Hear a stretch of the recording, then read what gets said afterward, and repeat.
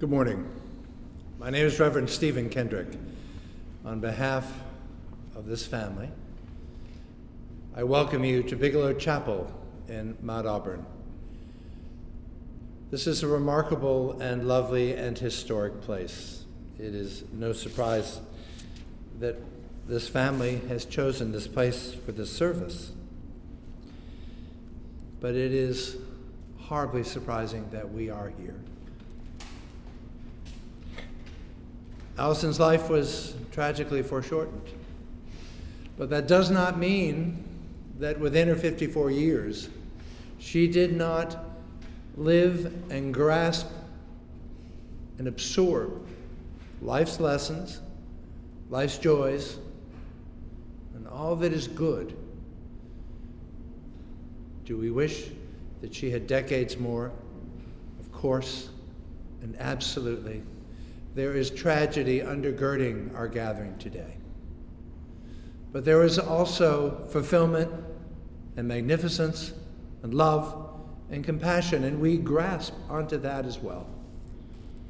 Philippians 4, whatsoever things are true, whatsoever things are honest, whatsoever things are just, whatsoever things are pure, whatsoever things are lovely, if there be any virtue and if there be any praise, think on these things. And so for Alison, we have gathered. When she passed away in February, she had lived a remarkable journey from a little girl at Park School in Pomfret, Connecticut, in Pitzer in California, then to Boston, and then on into adventures in Indonesia and India, to Colorado.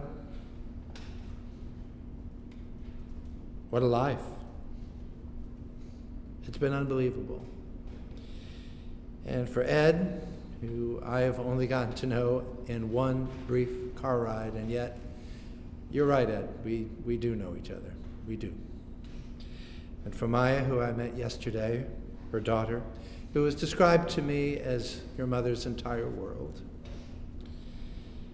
And for this family that this grief has given me entrance into.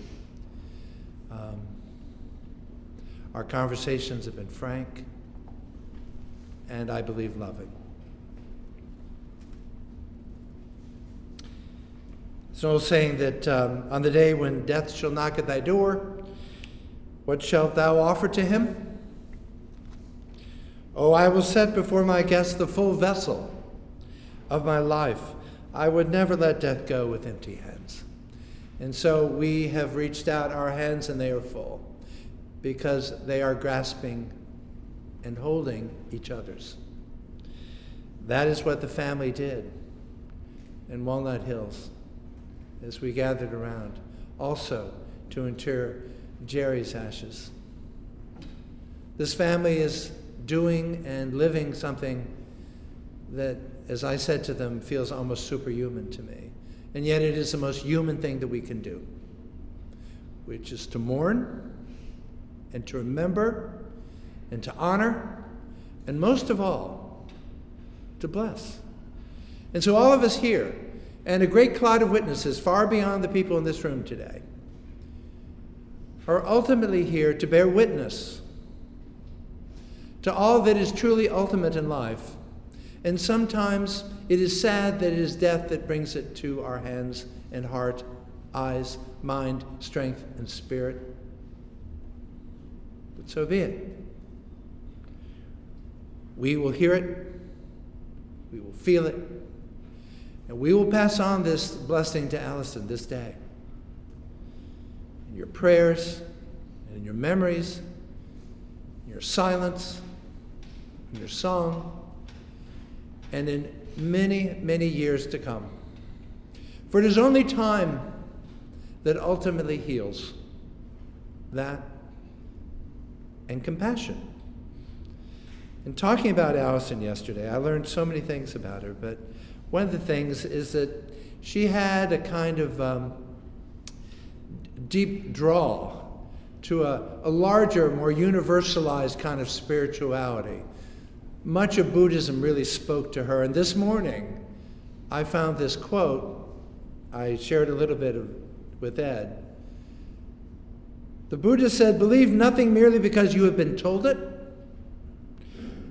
or it has been traditional, or because you yourselves have imagined it. Believe whatsoever you find to be conducive to the good, to benefit the welfare of all beings. Be ye a lamp unto yourselves. Work out your liberation with diligence. Fill your mind with compassion, like a mother who protects her child, her only child, with her whole life.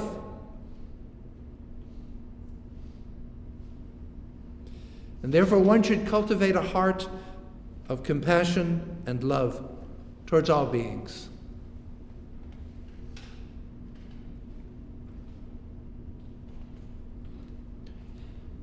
It is deep sadness that brings us here. We know that. But in doing so, we join generation upon generation of human beings before us who have known such sadness. We enter into a common sorrow, a sorrow that visits the proudest and the humblest, that has entered into enumerated hearts, and that will enter into innumerable hearts after us. A sorrow that could, if we only allow it, make this world one and dissolve other feelings into sympathy and love. For Alison's sake, would that this world be in our grasp. So I welcome you to this place. Your prayers, your well wishes, no matter what your religious tradition or no religious tradition whatsoever. It doesn't matter. Not here and not now. Because we are here for Alison. And we acknowledge that she was there for you.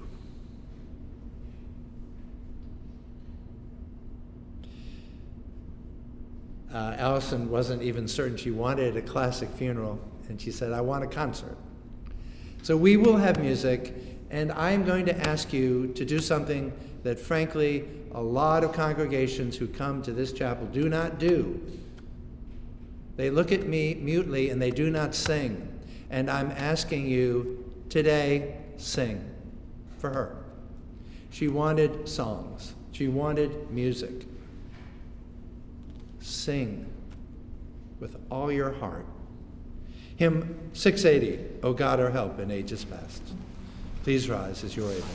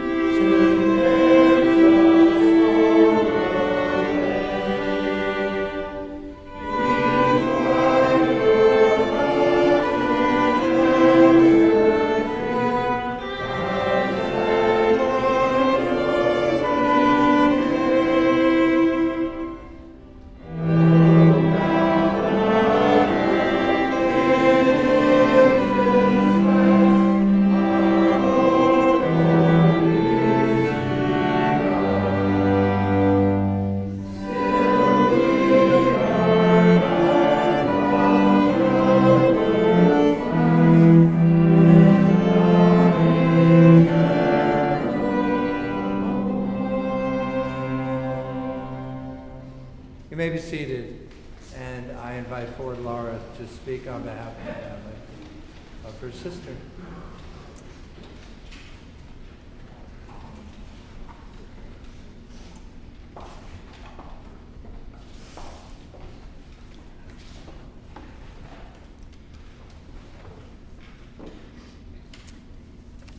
Hello, everyone. For those of you that may not know me, I'm Laura, Alison's younger sister.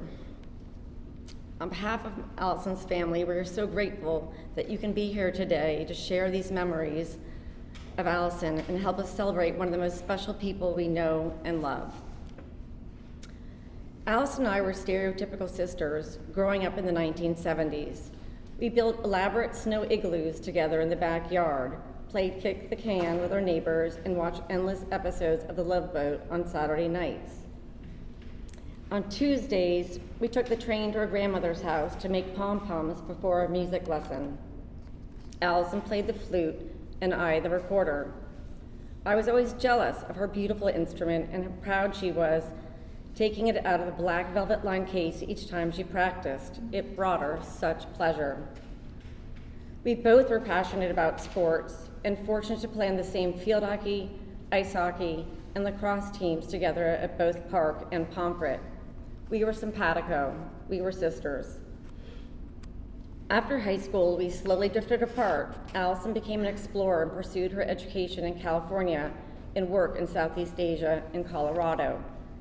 I took the more conventional route and stayed on the East Coast. Although we had different perspectives on everything from politics, fashion, food, boys, and health, we still loved and respected each other. It was motherhood, however, that created our greatest bond. A bond that changed our relationship from sisters to soulmates. I will never forget how excited Alison was when I had my first child. She immediately came to Boston to share my joy. Laughing till crying, we managed many of our first diaper changes together as we struggled to put Ben's squirming body back into his onesies. From that point forward, we spoke daily, and our conversations grew longer. As Alison would always say, details, law, more details. 4 years later, Alison and Ed were blessed with their greatest joy, Maya. They reveled in watching her paint, practice the piano, and help in the garden. Alison frequently sent me videos of Maya working on her fairy houses, carefully placing sunflower seeds in front as they and the fairies all wanted the birds to visit. Alison and Maya spent most of their time outside exploring what nature had to offer. At the time, I was baffled how Alison managed without a fast-paced schedule of mommy and me classes and playgroups, but now I understand. She saw beauty and the opportunity to teach right in front of her every day. There was no reason to rush from one place to another or seek higher entertainment. She lived and was completely satisfied in the present. As our children grew older, we both felt the insecurities and challenges that came with motherhood. From our children's friendship issues to deciding what to give them when they lost their first tooth, we discussed every option inside and out, and sometimes 10 times over. We both strove for perfection. The minute I picked up the phone to call Alison, my heart rate would slow down, knowing everything would soon be okay. Fear of judgment was never an issue. We were always comfortable being open and vulnerable with each other at all times. When we weren't solving each other's dilemmas, there was nothing more enjoyable than catching up on the gossip. Where did Ben go for dinner on his first date? How many kids came to Sophie's first party? And wait, what? How did Maya sneak out for a second time out of the house? The updates were pure bliss. Alison and I were fortunate to spend a lot of vacation time together. Some of my most cherished moments were the countless hours we spent together at the beach club in Boca Grande. We chatted away without a care in the world, frolicked in the Gulf, and enjoyed planners punches come 4 o'clock. Alison's smile and warm personality always drew visitors to our chairs. Whether it was old Boca Grande friends or new friends we met through our children, Alison always loved the company. I can see her now on the seawall, smiling and swaying her body side to side as she engaged in conversation. It's funny, Alison always viewed herself as an introvert, but the more I think about it, Alison was extremely social. She struck up conversations everywhere she went. I think all of us in this room today can attest to Alison's warm, loving spirit, as it's what drew us in and made us all feel happy, loved, and important. Being in Alison's presence was truly a gift. Whether she was chatting at her beach chair in the Boca Grande, ordering a latte at her favorite Tate bakery in Boston, or greeting the nurses at Dana-Farber and Glenwood Springs, Alison exuded radiance, happiness, and love. She truly lived in the moment, appreciating all that life had to offer her. Why worry about the future if you can't control it, she would say. Alison's ability to live courageously and cherish the present is one of her greatest gifts. For this, she is our beacon of light.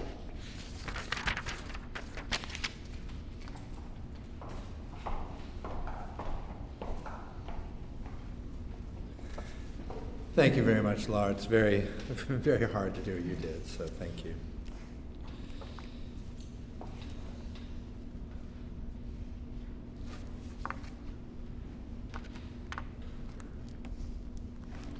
Psalm 23. The Lord is my shepherd, I shall not want. He makes me to lie down in green pastures. He leads me beside still waters. He restores my soul. He leads me in the right paths for his name's sake. And even though I walk through the darkest valley, I fear no evil, for you are with me. Your rod and your staff, they comfort me. And you prepare a table before me in the presence of mine enemies. You anoint my head with oil, and my cup overflows. Surely, goodness and mercy shall follow me all the days of my life. And I shall dwell in the house of the Lord my whole life long.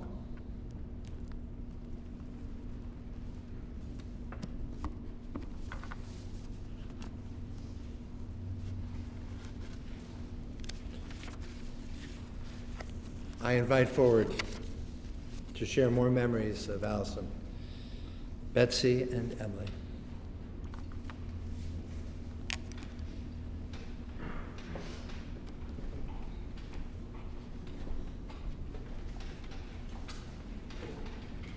Hello, everybody. Well, I have to say, just being here in this beautiful, authentic place and listening to this incredible, authentic music, I almost feel as though, and having listened to Laura, I feel like I don't even need to say anything because I feel Alison right here. I have many sort of silly stories. I don't actually want to go on and on, so I think what I'm going to do is just tell you a little bit about how I knew Alison and then just pick one story, and maybe later on, if anybody is curious, I'll share more. So first of all, just a definition of authenticity. One definition is that it is being true to one's own personality, spirit, or character. Alison was authentic, and she loved authenticity. Whether it was in her experiences, her homemade foods, helping Maya with her life and finding authentic experiences. She was so careful, she thought so carefully about every decision, everything, as Laura alluded to. She had this amazing gift of asking questions, which I was always very jealous of, because I'm a scientist and I'm supposed to be asking questions, but I found that Alison always had half a dozen questions up her sleeve, ready for any occasion for, as Laura pointed out, anyone who she met. And she was always meeting people and connecting. We knew each other at Park School, and so I think she is my oldest friend, so Maria might know. I think we knew each other when we were just tiny babies. So there's a big obviously, Alison was there for almost all of my life. Most of the memories are actually from the tween years. I remember going to Alison's house and spending time playing records in her room, discussing what color Levi's jeans we would be buying at the mall, or corduroys, sorry, not jeans, and doing cartwheels and round-offs with Laura and Emily down that incredible lawn, sloping lawn. They were much better. They were doing aerials and handsprings, but Alison and I didn't see each other much during high school or college, and then by chance or by fate, we connected again after college in Cambridge when she was working at the Harvard Herbarium with John Burley. And I was a research technician at McLean. Somehow, and I do not know how this happened, she hatched a plan that we were going to travel. I had not traveled at all, and so I'm surprised when I look back on it that I went for it, that I bought it. Somehow she said, okay, we're going to Borneo, which is it's in Indonesia. It's half Malaysian and half Indonesian, because those were the plants were that she was interested in. And we're going to Nepal I said, the Himalayas? She said, no, the Himalayas. So off we went. She went before me and went on a trek up to the Mount Kanchenjunga, which is the third highest peak in the world. I joined her when she got back. She was there as part of going along with an expedition. And by the time I got to Kathmandu, there was Alison surrounded by a group of Sherpas who'd been on this trek, and they were planning our entire trek. So I just showed up and she said, okay, off we go. And she said, I'm gonna take you to the highest lake in the world, Gokyo Lakes. And I said, okay. And we talked to these Sherpas who were the leaders of the trip, and one of them named Purwa, who was very special to her, he looked at me and he said, oh, Betsy, I think you're gonna have some problems with the altitude. And I said, what about Alison? She's fine. so anyway, off we went. I never made it quite to Gokyo Lake, but I left her at 16,000 feet and went down to a little hospital to take care of a little intestinal parasite and some altitude sickness. But nevertheless, we reconnected. And when I was down at that hospital, I opened my journal. A side note, Alison was an amazing journaler, and she taught me to journal. And thank goodness she did, because otherwise I would have none of these memories. Anyway, tucked in my journal was a little postcard. I don't know where she got the postcard. I don't know. There it was, tucked in my journal, giving me support and just saying, you're going to be healthy again. I'll see you in a couple of days. And sure enough, it happened. So we actually, all in all, we spent 2 months together. So that's a really long time. I don't think I've spent 2 months with anybody else other than family. So I cherish that time that I had. I think I'll skip to, well, since we're in Nepal, we'll stay in Nepal.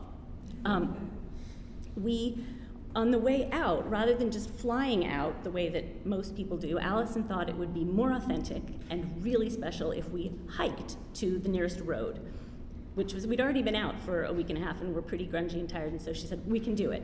So off we went through the foothills for 5 days to get to the road so we could take a bus. But on the way, she had arranged, I guess, I don't know, maybe she hadn't, to stay with Purwa's family. This was the Sherpa from the last trek. Now, we didn't know where the village was. We had no idea, even if we found the village, how we would find the house. And we didn't know when we would arrive there. I mean, this was days and days and days. But somehow, of course, as we were walking down the trail, someone came up, and it turned out it was Purwa's brother. And he said, come with me. And off we went down to this village where they lived, and we stayed there for 2 days. And we were welcomed with, food and drink. They gave us tremendous amounts of dal bhat, which is lentils and rice, and lima beans. And I don't remember whether Alison liked lima beans or not, but the pile of food was so huge, and we thought we're never going to be able to eat it, but we had to. I mean, these people had served us. So somehow we managed to get through all of that. We couldn't speak to there was no shared language. We'd been practicing Sherpa phrases, and we get to the village, it turns out they speak only the local dialect. So no dice. So we drew pictures, and acted out things, and we actually managed to connect. Well, one of the funny things that happened was Alison had been admiring the beautiful long wool dresses that the women in the family were wearing, and she, I think, was trying to ask them where the dresses were made. Somehow that got translated into, yes, we would love you and Betsy to dress up in our finest dresses to try them on. So all of a sudden they brought out the dresses and took us off to a side room and said, please dress in these. So out we came in these gorgeous bright blouses with a dark gray long dress and these traditional aprons. Now, you know, I don't even have to say this, that Alison looked more beautiful than, I mean, it was perfect. It was just like, wow. It didn't quite work the same way for me. So there were peals of laughter. The whole family just loved it, and it was fantastic because I'm not sure how that translation happened, but anyway, I don't know whether she ever managed to find an authentic Tibetan dress, but she really was trying for it. Remind me to tell you about the time that Alison was tackled by an adolescent orangutan. That's the story for later. I just have to say, she was a fearless traveler and a fiery adventurer, but she was always looking up and always looking for the journey. And so, as Laura said, she did live in the present. But she really it was always about sort of what's next, where are we now, and what's the next thing. And that taught me so much. So we didn't see each other much after that wonderful 2 months together, but we stayed in contact with letters and phone calls. And I so appreciated, from the sort of last 5 years, I so appreciated that beautiful positive space that she created around herself during her illness. And she insisted upon it. And it was so wonderful. And she would gently guide me, as if I got sort of over into a space that wasn't working for her, she would say it. Who does that? Nobody. I mean, it was so helpful and it was so wonderful, and it kept us connected during those times that we did talk.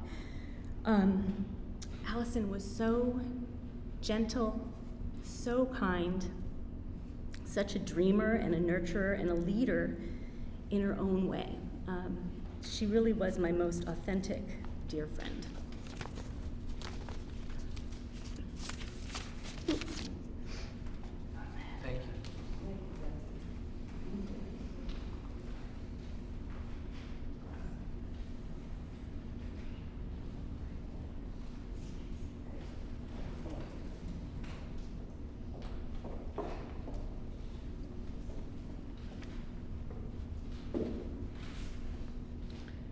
Good morning, everyone. Morning.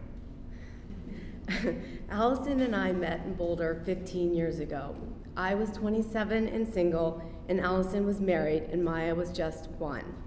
Despite being in different phases of our lives, we became very close friends.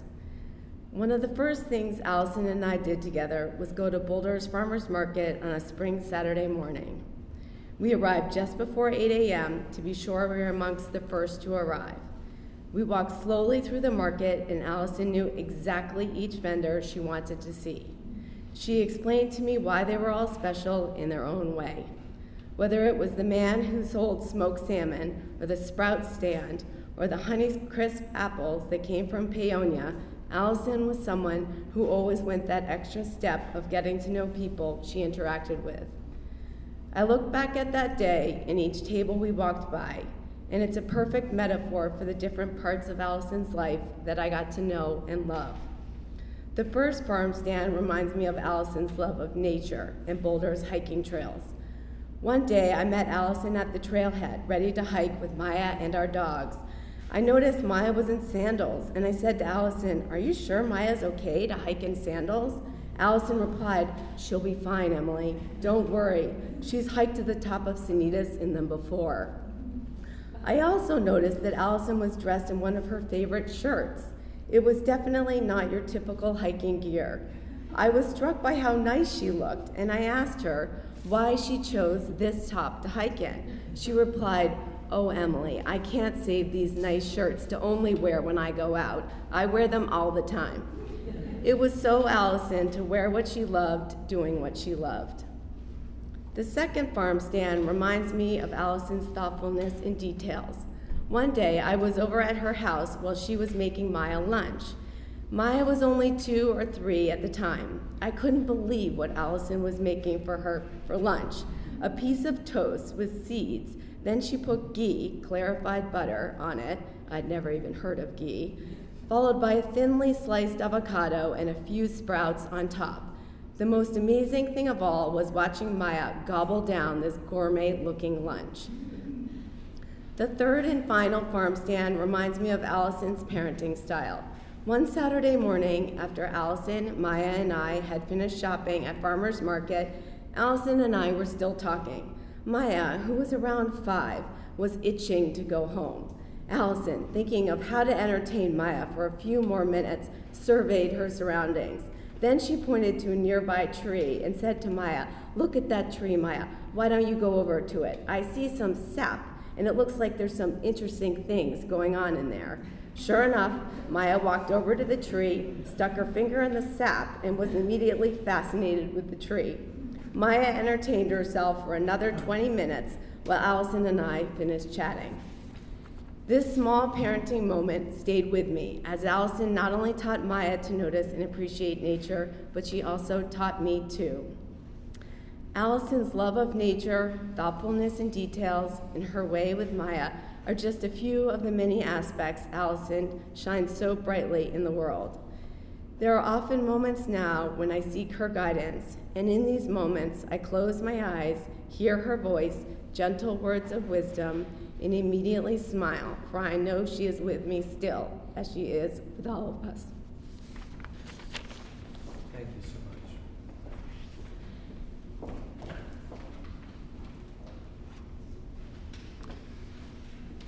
The New England poet Emily Dickinson said, "Pass on to thy rendezvous of light, pangless except for us, who slowly forward the mystery which thou hast leapt across." In that spirit, let us sing the beautiful song, Jerusalem. Please rise.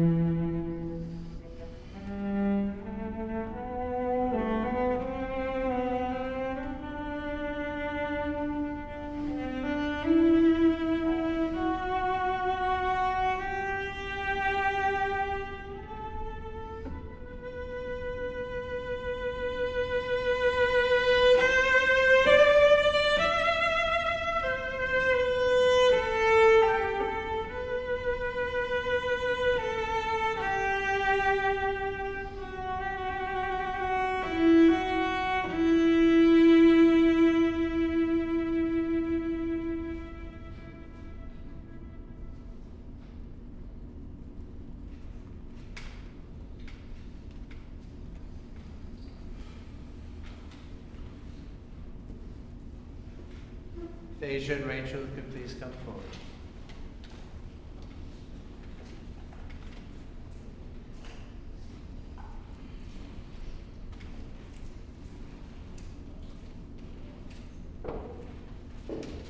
Hi.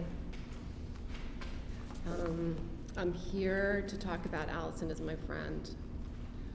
She was probably one of the best friends I'll ever have in my entire life. She and I had so many experiences together, and I have so much gratitude for all the conversations we had. We talked a lot. Alison loved to talk, and so do I. For Halloween, Alison and I, sophomore year, dressed up as two peas in a pod. And we really were two peas in a pod. Our friendship took a 20-year journey that really was profound, deep, and filled with incredible experiences. I met Alison at Pitzer College in 1985. We were freshmen living in the same dorm. When I saw Alison, I knew she was special immediately.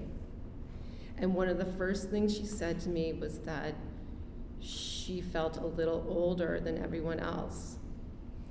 She had repeated a grade and she felt older. And she was, in all the best ways. She was a little more mature. She'd already been to boarding school and lived in a dorm. She had the coolest tapestries in her room, and her room was the coolest. She was confident. She didn't mind spending time alone, but she was great at meeting other people. She was incredibly outgoing, could always strike up a conversation.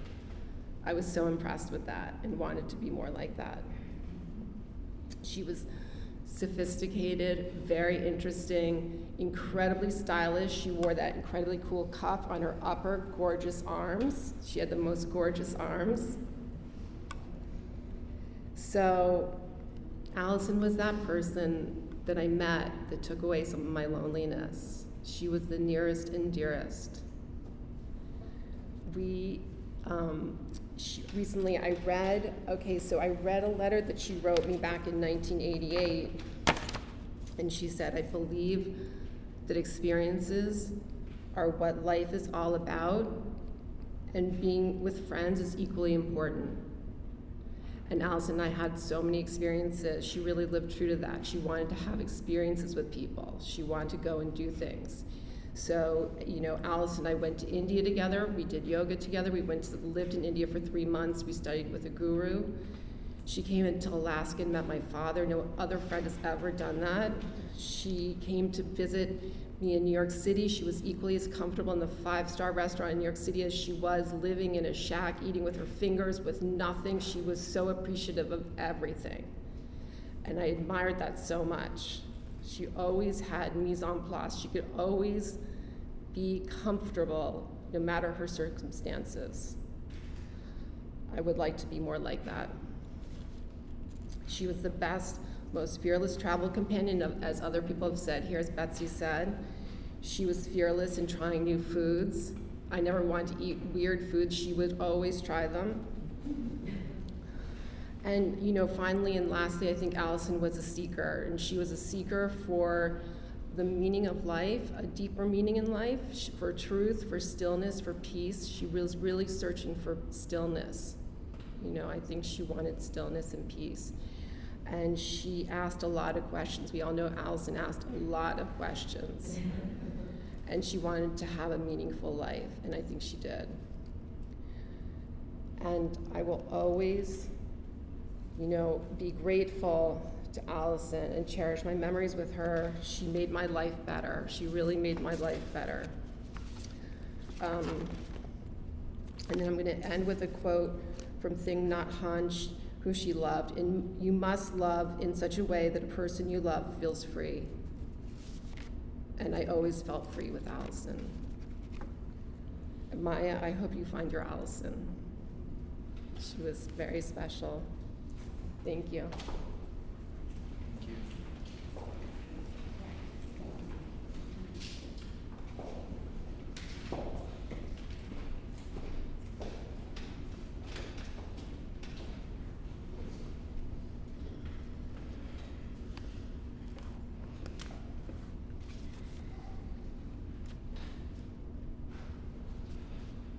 Like you, I cherish this opportunity to keep Alison close to my heart. And I want to honor Alison, and I want to acknowledge her greatest legacy, her beautiful daughter. Thank you to Ed and Maya, to Maria, Emily, and Laura for asking me to speak, to give us space for reflection together on this unique and solemn occasion. Celebrating Alison yields a multitude of delights. Alison embraced her world with pure joy, and she shared that unadulterated happiness selflessly.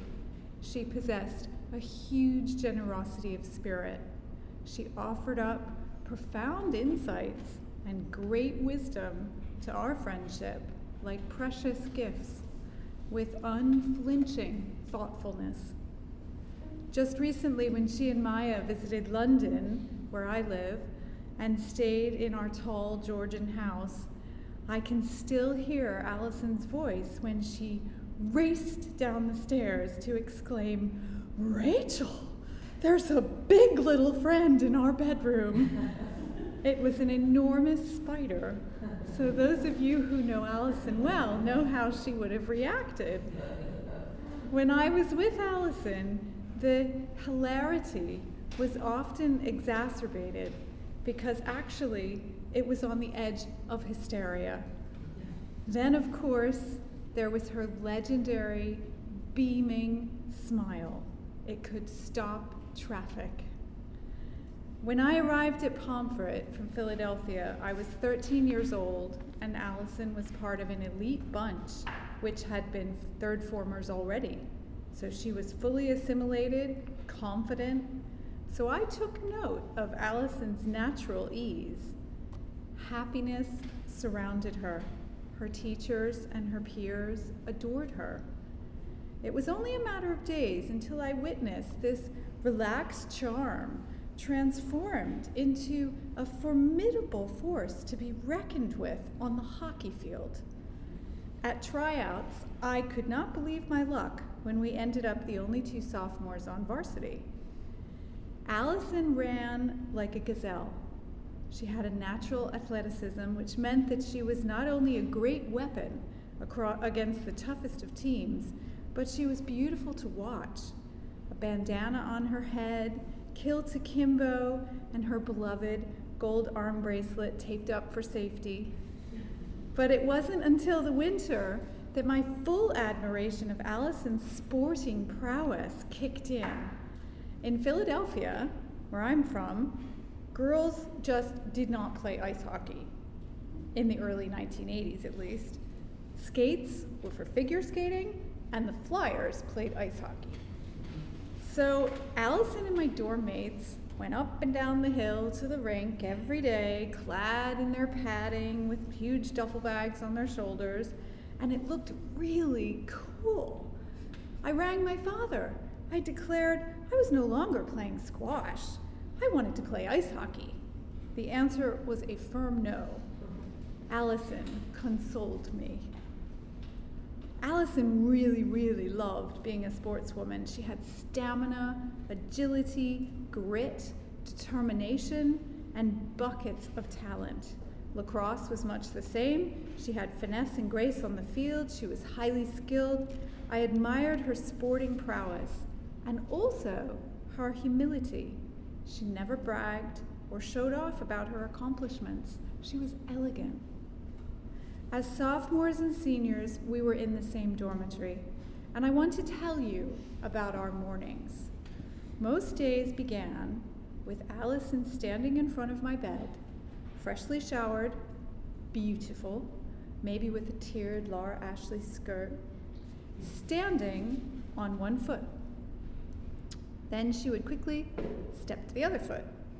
Through one bleary eye, I caught the two different shoes. Which one? Alison would ask. There was no going back to sleep. The morning routine had begun. A few more pairs might come in, maybe a change of skirt, a different top.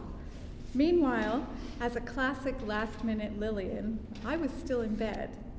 In comparison, I threw everything on with moments to go, and we raced to breakfast.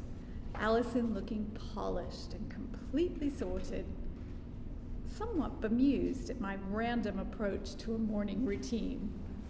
So recalling my long and deep and rich friendship with Alison, I contemplated the fact that her meticulous and measured choices were the result of someone who was careful, but not in a fearful or overly cautious way.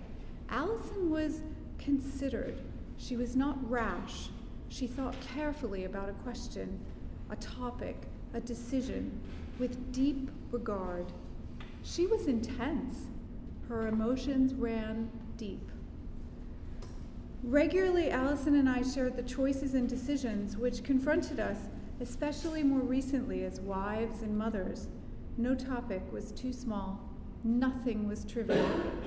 I needed new shoes at home for the winter. What material? What color? Would I find this cheering, comforting in the dark of a British winter? How would I guide Hector, my teenager, to acquire basic life skills? We talked about everything. Towards the end of her life, I asked Alison many questions. Some were the fodder of mundane information, details I hold close to my heart now. What is your favorite fruit? I asked her. We discussed a lot of options. The sweetness of a summer peach, the juiciness of a Florida orange, ultimately settling on a crisp autumnal apple, nothing more evocative and seasonal in its perfection. What is your favorite tree? I said. Magnolia. She was firm in her decision. She was full of awe and wonder for its waxy, oversized blossoms. It all mattered. This shared information could occupy lengthy conversations. Nothing was insignificant. Even though conversations could go off-piste, these chats were serious and at the same time so funny that my ribs would ache. I always knew that Alison loved me. She told me every time that we spoke.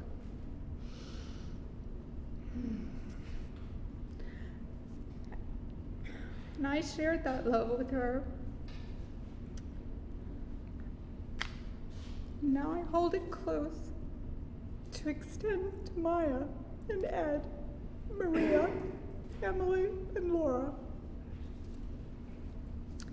I want to leave you with this very beautiful passage from the Scottish poet George Mackay Brown.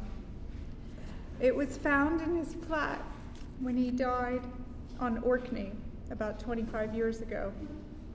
My husband read it this morning with a Scottish accent. He's British, I can't do that. He wrote, "I have a deep-rooted belief that what has once existed can never die, not even the frailest things, spindrift or clover scent or glitter of star on a wet stone. All is gathered into the web of creation that is apparently established and yet perhaps only a dream in the eternal mind. And yet, too, we work at the making of it with every thought and word and action of our lives." I have to believe that Alison was sent to us in order to open our eyes, to loosen the seals of darkness. And it is in that spirit of lightness and joy and love that I want to remember her. Thank you.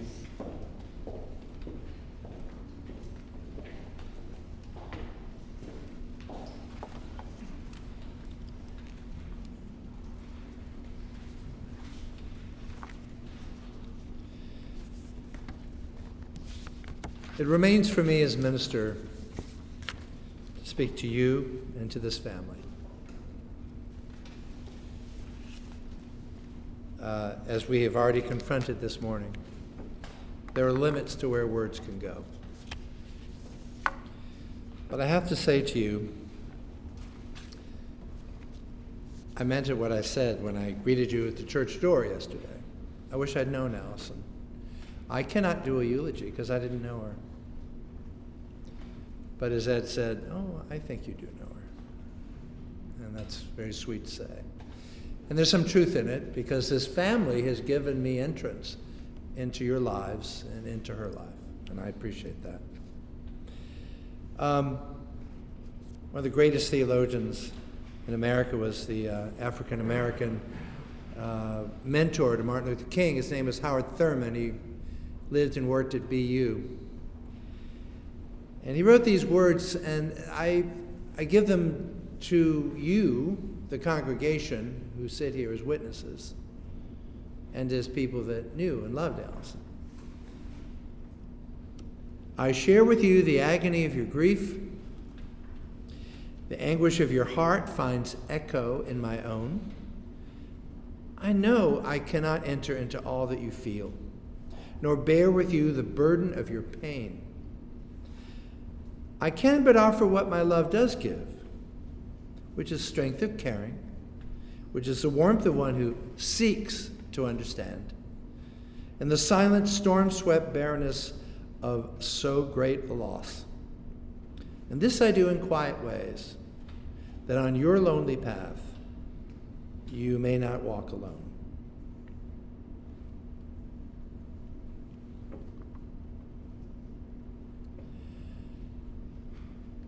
Maria, it is not natural to be at the service of your daughter. And your strength and your smile, yes, it's indomitable, but my heart goes out to you in ways. I was very close to my mother, and I know a strong mother feeling when I see it. And how you can do it, I don't know. And Jerry's loss. And yet you've kept your focus on what is important, which is to truly memorialize your daughter in a way that feels fitting and appropriate and honorable. And so you've let her friends speak. And Laura's spoken for great sisterhood. And I know that later in the year at the country club, more people will come and talk about Jerry and your amazing 59 years of marriage. But this is different. This is different. This is hard. And so all of us, our hearts go out to you as her mom. And Ed, you were expressing to me as we rode over here, you wish you could have had more than 20 years. You even begrudge, in a funny kind of way, all those people that knew Alison before you had the opportunity to know her and to love her. But in those 20 years, you gave each other, I can tell, comfort and support. And your admiration for her just shines right out. I cannot give you words of comfort. No one really can. And yet, like Maria, there is a cloud of witnesses around you. And you have something very special. It is the young woman next to you, who is Maya, who, as you said, sometimes takes care of you as much as you take care of her. The two of you have an interesting and hard road ahead. To lose Alison in this way is unfathomably difficult. But you have her love. Her love resides with you. It was said to me that Alison was your North Star. And what I have to tell you today, Ed, is that we can lose sight of our North Star. It can be obscured. It can be lost in the atmosphere. But believe me, the North Star is still there. Still there. And to Maya, to lose your mother Oh my gosh, I can't even imagine it. And yet, you've had to imagine it. You've lived much of your childhood with this specter of this day. And your mother had the astonishing determination. She had a diagnosis that probably would have killed someone 5, 6, 7 years ago. And she was indomitable. And she had a mission. And she had a purpose. As she said, it's my whole world. And she wanted to be there for you every second that she could, so that you could be the person that you are today. You have strength in you which you do not know, but you don't have to show it all the time. You don't. You don't have to be superhuman. You just have to find your own path. That's all your mother wanted for you, was to find your way. And you have a great dad. And you have this great family. You've got cousins. You've got a world to walk into that is waiting to have your particular strengths.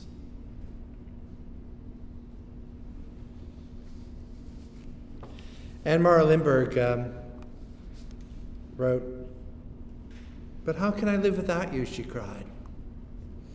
"I left all the world to you when I died.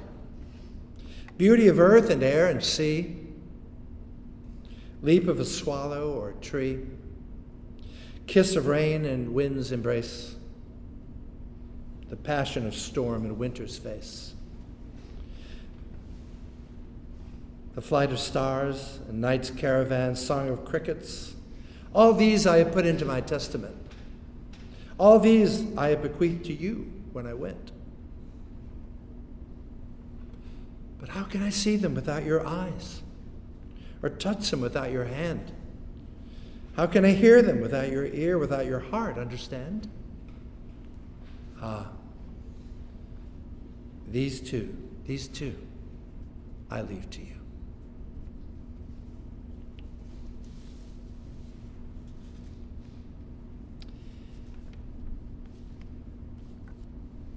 And so we have gathered today. We have heard music. We have shared readings. We have heard the testimony of childhood friends and friends that trooped India with her.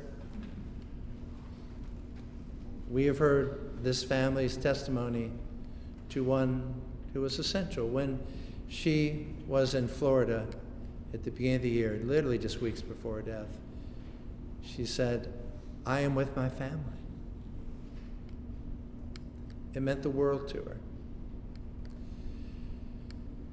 And so she's with you, but yet we also gather to do the hard work, yes, of benediction, of farewell, of blessing, of honor. For the life of Alison Cameron Church, we have gathered. Share stories, be there for this family, care for them as they care for you. Do not forego them or forget them in the rush of life. They need you, and you need one another. And so, please rise.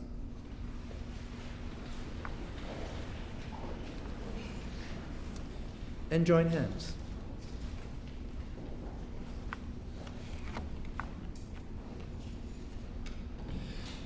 For Alison's life, we give thanks. For Alison's life, we say thank you from the deepest well of our hearts. It is good in life that we fully experience all that life can give us, its joys and its sorrows, so that we may understand what Alison meant to us, truly meant. And for her life, we offer up our hearts. May she be at peace. May she be at peace. And may you be at peace. The Lord bless and keep you. May the Lord make his face to shine upon you. The Lord lift up his countenance upon you and give you this peace. Amen.